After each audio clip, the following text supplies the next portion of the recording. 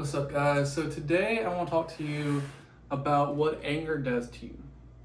How does unresolved anger from childhood, from teenhood, even your adult life affect you long term? Now, see, a lot of us think, okay, if I can shove it down, I'll be okay. But for somebody like David Berkowitz, who became the son of Sam, that did not work out too well. Okay? So today, I want to talk to you about how anger really affects your life. And some of the things it leads to can be very deadly to other people. Okay, so David Berkowitz was the son of Sam, right? He killed 6 people in New York and wounded 7 others. Not a good dude, okay? Now, his first victim that he attacked was a 14-year-old girl walking home. He used a knife and stabbed her, I think it was 7 times. Though he took her life, she ended up surviving. Probably pissed him out a lot, right? But that was too personal for him. Okay? So that's when he realized, okay, I need to use a gun instead. And I'll get to that story at a whole different time. This whole talk in itself. But he realized it was too personal, right? And this brings me to a point back in childhood, okay? So David had a lot of friends, or a lot of buddies, I guess you'd say, right? He never really had anybody to share things with. Now this, for a child, is very difficult, okay? Now you say, he's a kid, what does he have to talk about? He can't be, like he has a rent to pay, or he has a job to complain about. Well, at the age of 5, David found out he was adopted. Now, he didn't know what this word meant, so his parents explained to him, and then they also told him, hey, you're the reason your birth mother is dead. It's your fault. She died at birth. So that kind of messed up David a whole bunch. And he believed that his birth father wanted to take his life now, that he was living in fear now, right? And as you know, guilt is one of the things that causes anger, right? You ever notice that when, say, you cheat on a test, you cheat on a partner, that somebody walk up to you to say how you doing, just to have a conversation, you get snappy, like, get away from me, what do you want, get out of my face. Like, you get angry for no reason, right? You got guilt. Another thing is also pain, right? David is 5 years old and found out he's adopted. That messed him up, okay? I don't care who you are, how tough you are. That messed him up. So at that point, David kind of went on a suicide mission. You know, he started riding his bike into traffic. He started thinking about jumping off bridges. Those big walk bridges they had in Brooklyn. Messed the kid up, okay? And he also began to set fires.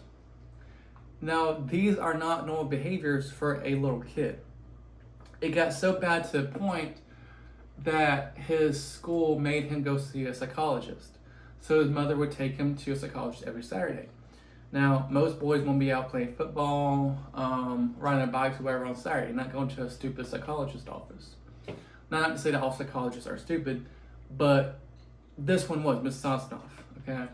She began to do play therapy, which is a great thing itself. Is where a child may be shy or reluctant, and so they get them to play toys and kind of get them to trust them, open them a little bit. Well, she got little toy soldiers for they to play with and a toy pistol. This is the best part of it. She gets his little toy soldier. I imagine it's a toy soldier. And he gets a pistol and he shoots the toy soldier. Bam! Shoot. She's like, well, David, who was that? Who did you shoot? Well, that was, say, Timmy, right? Somebody he was mad that day. And at 7 years old, he's now learning, okay, well, I can shoot somebody I disagree with. Right? He went to her for 2 years. And he says that never made any headway. Not one bit of improvement. So that's a lousy therapist. So now David's angry at himself. He thinks he deserves to die. He thinks his birth father wants to take his life. He's believing he's the reason that his birth mother is dead. And now he's learning that he can shoot people that he gets angry at, that he disagrees with. Now, David's done with a lot of anger, okay? David, now as an adult, says he wished he had somebody he could talk to. He wished he had somebody he could have shared his hurt with, share his pain with. And as I mentioned, he had no true confidence. He had nobody to talk to. His parents, his adopted parents, were good parents to him. They loved him. His mother was very sweet. But David was a very troubled boy, and he was very open to darkness. Okay, he was very open to demonic possession, which, if you know anything about that, is nothing to laugh about, nothing to kid about. It's a very serious thing. And David said he was very open to that as a young age. Now, his home life was not very good. And the fact that, I mean, this is hard to say, but the fact that when he was 14, his birth mother died of cancer, and it was him and his father. And this kind of grew a wedge between him because up until this point, his mother was the one thing that kept him somewhat stabilized, I guess you'd say. And now that she's dead, he's kind of just has no mercy, no care for anybody, right? He'd always tell his mother to die. He'd say, go to hell. Very cruel to his mother. He'd tear her blouses. It just wasn't good. And this is a quote from Michael Caparelli's book, Monster Mirror. David says, I was in a constant state of agitation. Teachers couldn't get me to sit still. My father struggled to stop me from punching myself in the head. My emotions were inwardly devouring me. Now, that doesn't sound like a typical kid. A typical troubled kid starts a few fights, showed up late. No, David kept his anger stuck inside of him for years and years. And it finally culminated in him taking 6 lives, wounding 7 others. That is what happens when you have unresolved anger. Now, I'm not saying everybody does that. No, this is the extreme. But this is what can happen in those extreme cases. You have people like David Berkowitz, like Ted Bundy, BTK, right? All these guys had anger issues. But they were also good at hiding their pain and masking it. Now, I want to read something else that David said. He said, when I asked David a question about who he was mad at as a kid, he replies, I hated my neighbors. I bullied kids in school. I screamed horrible statements at my parents. I'd rip holes in my mother's blouses. I couldn't stand my teachers. I was mad at everyone. The public assumed I was some kind of woman hater, but I hated everyone. During SOS, I threw a cocktail bomb at my neighbor's home because of the family's barking dog. Back then, you didn't want to get me started because I had no brakes. So, this is what happens, again, when you have unchecked anger. Now, I'm not saying that this is what happens to everybody, right? I have anger, but I don't go and hurt people. Instead, what I do is I get irritable at people. I snap at them. I get angry at them. It's hard to have relationships. And that's what you notice in David. He didn't have any relationships. He had people he hung out with. But when he would do things like setting fires, tearing clothes, he'd do things alone. Right? He didn't really even have anybody to be bad with.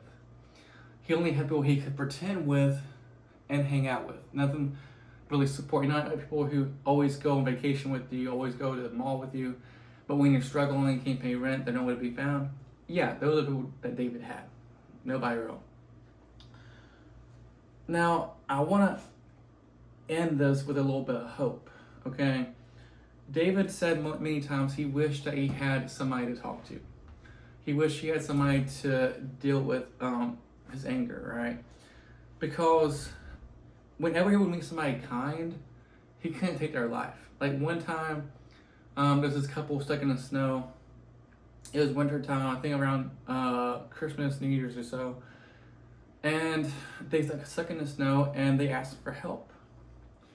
And now David, like I said, he couldn't take the left somebody he knew or somebody who was kind to him. And they asked him for help, and of course he pushed them out of the snow, got them back on the road, and they waved goodbye, said thank you. Thank you for helping us and stopping. And so yeah, of course, I got you, right? And of course he didn't take their life, but he wouldn't take somebody else's life. David couldn't take the life of somebody he knew or somebody who was kind to him. Because all he wanted was somebody to love him, to hug him, to look in his eyes and say he's human. Now, this is not to justify it. This is not to excuse behavior. What I'm saying is, if there's somebody in your life who's got anger issues, that is not what you should know them for. When somebody has anger issues, it's because of some kind of pain someone caused them, or maybe they caused themselves, but they never dealt with it, right? It's much easier to be angry than it is to deal with your pain. Your body's like, well, okay, he's not going to process it, so I'm just going to be pissy. I'm gonna start fights. I'm going to start fires. But there is hope, okay? There's people out there you can talk to. A lot of therapists kind of suck at their job, but there's also a lot of good ones out there. There's a lot of good doctors out there who can help you. And also, if you need somebody to talk to, I'll talk to you. Sometimes it's easier to talk to a stranger than it is to talk to your brothers, your sisters, your so-called friends.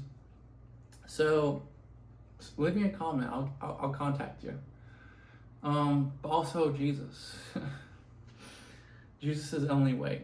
Okay. And just to summarize what I've talked about, unresolved anger can lead to a lot of bad things. It may not lead to you taking somebody's life, God forbid, but it can lead to you starting fights, to alcoholism, to drugs, right? To you isolating because you're scared what you might do to somebody. Anger can cause so many issues in your life, but it's never just one cause of it. It's usually a series of events that hurt you so much you're like, okay, screw it, I'm done. I'm done being a nice guy, right? So then you start being angry, you start attacking people, and that's when bad things happen. But I want to remind you that there is hope for you because Jesus does love you, and you do matter. Okay? This Bible is my lifeline. This journal, God, Goals, Grown and Glowing, it helps to get your thoughts written down. And if you guys want to share it with, then share it with. If not, share it on TikTok, on YouTube, right? Just to get it out there if nobody watches it. But I want to let you guys know that you matter, that you have value, that you're loved, and that I love you. And I pray y'all have a great day. A happy Sunday. Go eat some good food, rest, sleep, and get ready for the week ahead. I love you guys.